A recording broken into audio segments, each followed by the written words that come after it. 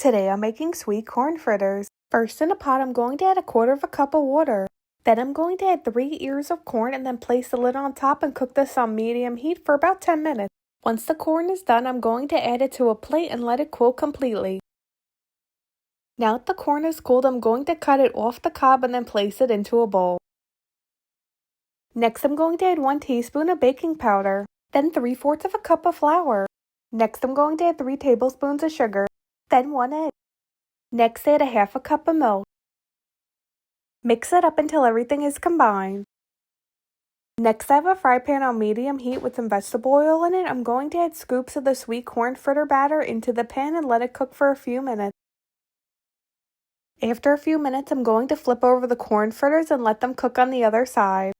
Once the corn fritters are done, I'm going to add them onto a paper plate with paper towels and then continue making more corn fritters.